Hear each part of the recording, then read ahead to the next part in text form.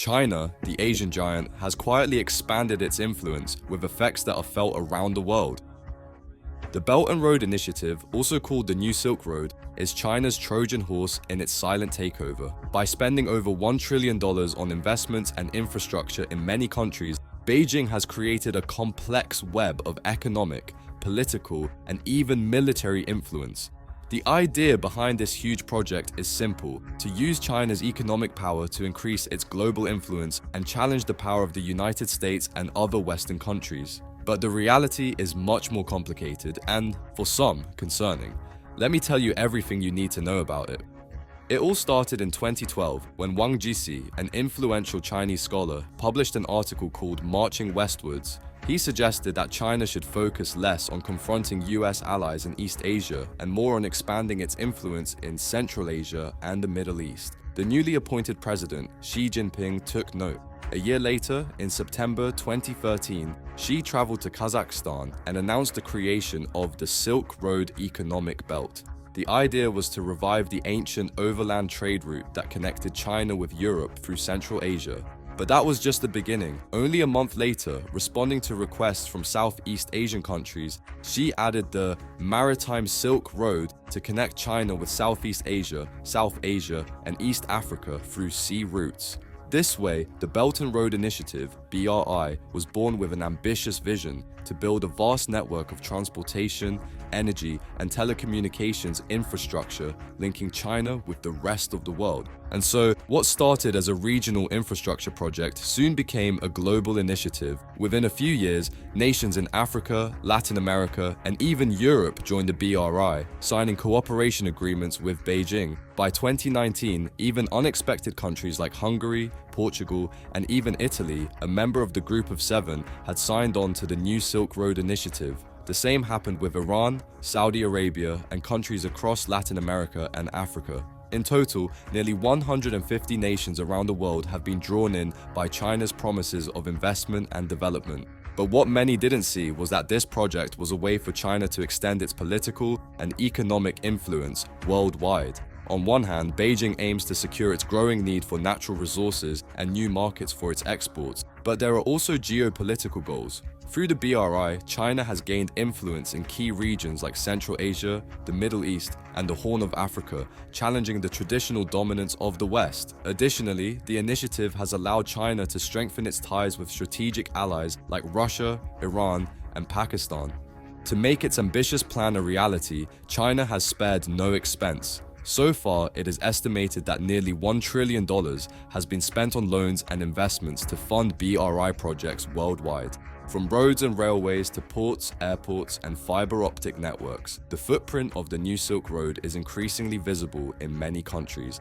But not everything is rosy. Many of these projects have been criticized for their environmental impact, such as building coal-fired power plants in developing countries. Additionally, accusations of corruption, lack of transparency, and harsh loan conditions have tarnished the image of the BRI. How? Well, imagine a developing country with a fragile economy and outdated infrastructure. Suddenly, a tempting offer arrives, millions of dollars in loans from China to build roads, bridges, power plants, and telecommunications networks. Who could refuse such an opportunity? But this is where the so-called debt trap comes into play. It's a concept coined by Indian analyst Brahma Chalani that describes a subtle yet dangerous strategy used by China to expand its global influence. The trap works like this. Beijing offers tempting multi-million-dollar loans to developing countries to fund BRI infrastructure projects. These nations, desperate for funds and development, eagerly accept without paying much attention to the harsh terms and extended repayment periods. Then, when it's time to pay back the loan, many find themselves unable to do so. That's when China shows its true colors. In exchange for forgiving or restructuring the debt, China demands economic or political favors that give it more control over the debtor country. Analysts warn that these loans with tough conditions are a clever way for China to take over valuable assets if the borrower can't pay up. The most famous example is the port of Hambantota in Sri Lanka, where China got a 99-year lease after Sri Lanka couldn't repay its debt. While China denies having any sinister plan behind its loans, the numbers are worrying. According to a BBC report, the average debt of the 50 most indebted countries to Beijing has surpassed 15% of their gross domestic product. But what's most concerning is the lack of transparency. Analysts warn that up to half of China's loans are hidden debts granted outside official channels, making them difficult to track and control. In this way, China has become the world's largest bilateral creditor, with unparalleled negotiating power over dozens of vulnerable nations. And while Beijing claims it only seeks guarantees, like any bank would, the reality is that this debt diplomacy has allowed it to gain unprecedented influence. So, what's the price of dependence? Countries caught in this financial web face a dilemma: accept China's conditions and surrender part of their economic and political sovereignty, or risk facing sanctions and losing access to much-needed funds for their development. Actually, when you look at it proportionally, Djibouti and Angola are the most burdened by debt. Their debt to China is over 40% of their gross national income, GNI. And there's also the Maldives and Laos, where Chinese debt equals 30% or more of their GNI. You know how they say, what might seem like easy money could lead these countries to ruin eventually. They might end up in a banking mess or become too reliant on another power, which could be a new kind of modern colonization. So the New Silk Road isn't just changing global trade and investments, it's also shifting geopolitical power more towards China. And just in case you were wondering about the importance of these moves in the big chessboard that the world has become, China protects its investments, no doubt about it.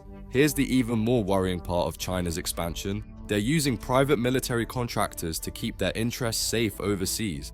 These groups, made up mostly of ex-soldiers from the Chinese army, are mainly there to guard Chinese state-owned companies investing in risky countries. They get involved in things like planning and carrying out evacuations for Chinese workers if there's a crisis like what happened with China National Petroleum Corporation employees in Sudan back in 2017.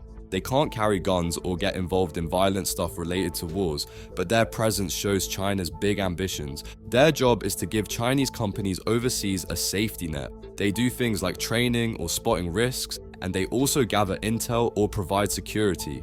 The only time they've directly used military force is when they've armed escort Chinese fleets in African waters, along with logistics crews. Some of these private security firms hire Western staff or set up local branches to get around legal limits. And even though they're closely linked to Chinese authorities, people think their role might get even bigger in the future. But one thing's clear: the rise of these firms has gone hand in hand with investments linked to the Belt and Road Initiative.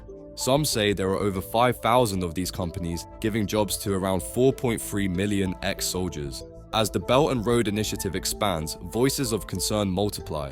Some world leaders, like US President Joe Biden, have dismissed the success of this initiative and questioned China's economic future. However, the numbers speak for themselves. In the first half of 2023, over 100 agreements were signed totaling $43 billion, a 20% increase from the previous year. Regardless of differing opinions, one thing is certain: China's influence is growing by leaps and bounds, casting its shadow over every corner of the globe. Perhaps it's time to ask ourselves if we're witnessing the birth of a new world order. Are we ready for what's to come? Let me know your thoughts in the comment section below, and stay tuned for updates by clicking the subscribe button and turning on channel notifications. Thanks for watching.